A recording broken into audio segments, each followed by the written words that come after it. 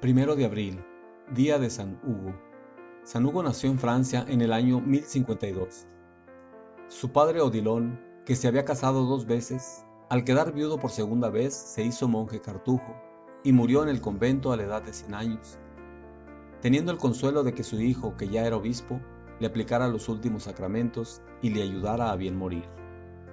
A los 28 años nuestro santo ya era instruido en ciencias eclesiásticas y tan agradable en su trato y de tan excelente conducta que su obispo lo llevó como secretario a una reunión de obispos que se celebraba en Aviñón en el año 1080 para tratar de poner remedio a los desórdenes que había en la diócesis de Grenoble.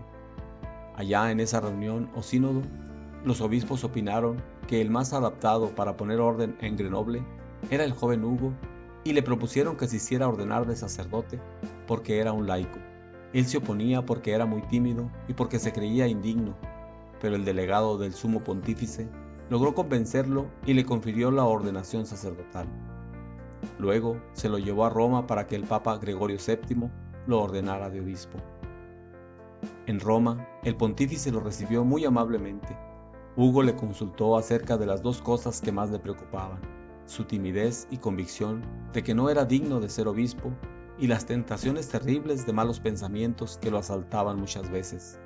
El pontífice lo animó diciéndole que cuando Dios da un cargo o una responsabilidad, se compromete a darle a la persona las gracias o ayudas que necesita para lograr cumplir bien con esa obligación, y que los pensamientos, aunque lleguen por montones a la cabeza, con tal de que no se consientan ni se dejen estar con gusto en nuestro cerebro, no son pecado ni quitan la amistad con Dios.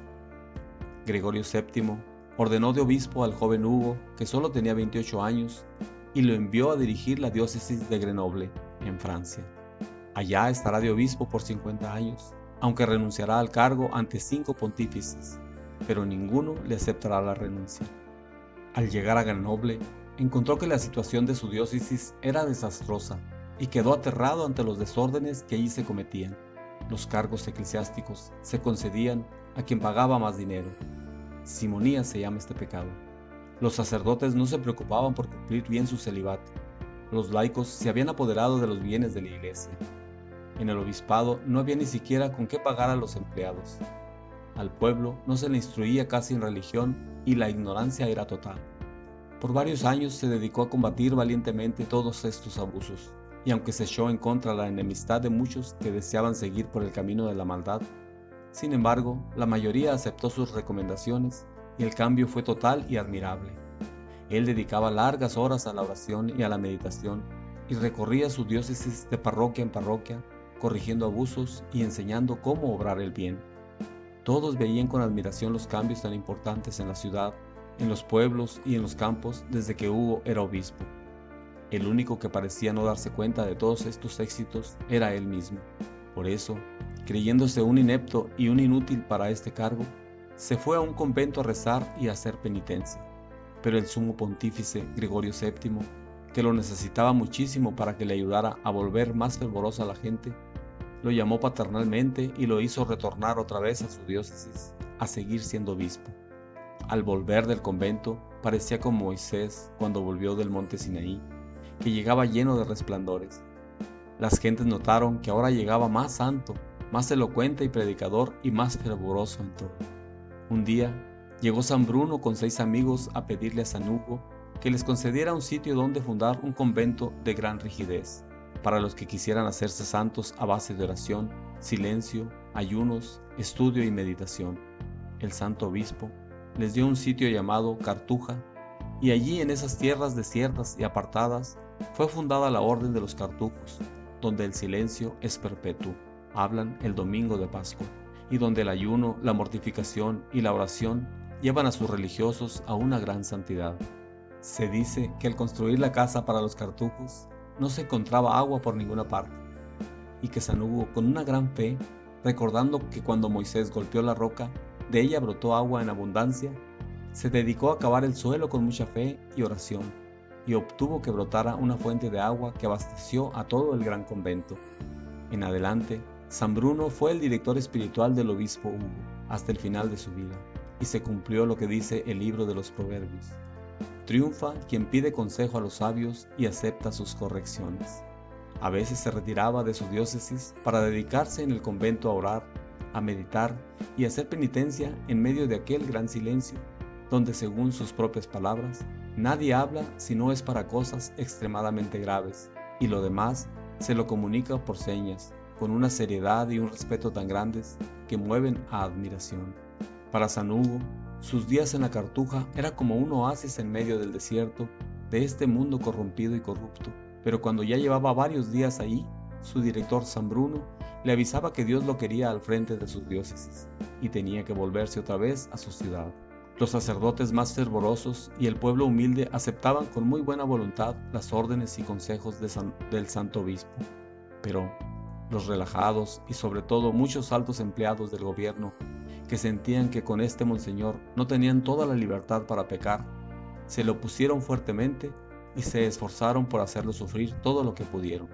Él callaba y soportaba todo con paciencia por amor a Dios, y a los sufrimientos que le proporcionaban los enemigos de la santidad se le unían las enfermedades, trastornos gástricos que le producían dolores y le impedían digerir los alimentos, un dolor de cabeza continuo por más de 40 años que no lo sabían sino su médico y su director espiritual, y que nadie podía sospechar porque su semblante era siempre alegre y de buen humor, y el martirio de los malos pensamientos que como moscas inoportunas lo rodearon toda su vida, haciéndolo sufrir muchísimo, pero sin lograr que los consintiera o los admitiera con gusto en su cerebro. Varias veces fue a Roma a visitar al Papa y a rogarle que le quitara aquel oficio de obispo porque no se creía digno, pero ni Gregorio VII, ni Urbano II, ni Pascual II, ni Inocencio II quisieron aceptarle su renuncia, porque sabían que era un gran apóstol y que si se creía indigno, ello se debía más a su humildad que a que en realidad no estuviera cumpliendo bien sus oficios de obispo. Cuando ya muy anciano, le pidió al Papa Honorio II que lo librara de aquel cargo porque estaba muy viejo, débil y enfermo. El sumo pontífice le respondió: prefiero de obispo a Hugo, viejo, débil y enfermo, antes que a otro que esté lleno de juventud y de salud. Era un gran orador, y como rezaba mucho antes de predicar, sus sermones conmovían profundamente a sus oyentes. Era muy frecuente que en medio de sus sermones, grandes pecadores empezaran a llorar a grito entero y a suplicar a grandes voces que el Señor Dios les perdonara sus pecados. Sus sermones obtenían numerosas conversiones. Tenía gran horror a la calumnia y a la murmuración. Cuando escuchaba hablar contra otros, exclamaba asustado: yo creo que eso no es así, y no aceptaba quejas contra nadie si no estaban muy bien comprobadas. Una vez, cuando por un larguísimo verano hubo una enorme carestía y gran escasez de alimentos, vendió el cáliz de oro que tenía y todos los objetos de especial valor que había en su casa, y con ese dinero compró alimentos para los pobres. Y muchos ricos siguieron su ejemplo y vendieron sus joyas, y así lograron conseguir comida para la gente que se moría de hambre. Al final de su vida, la artritis le produjo dolores inmensos y continuos, pero nadie se daba cuenta de que estaba sufriendo, porque sabía colocar una muralla de sonrisas para que nadie supiera los dolores que estaba padeciendo por amor a Dios y salvación de las almas. Un día, al verlo llorar por sus pecados, le dijo un hombre: Padre, ¿por qué lloras si jamás ha cometido un pecado deliberado y plenamente aceptado?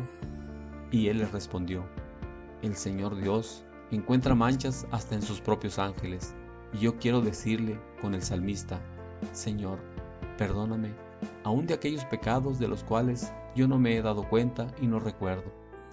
Poco antes de su muerte perdió la memoria, y lo único que recordaba eran los salmos y el Padre Nuestro, y pasaba sus días repitiendo salmos y rezando Padres Nuestros. Murió cuando estaba para cumplir los 80 años, el 1 de abril de 1132. El Papa Inocencio II lo declaró santo 2 años después de su muerte.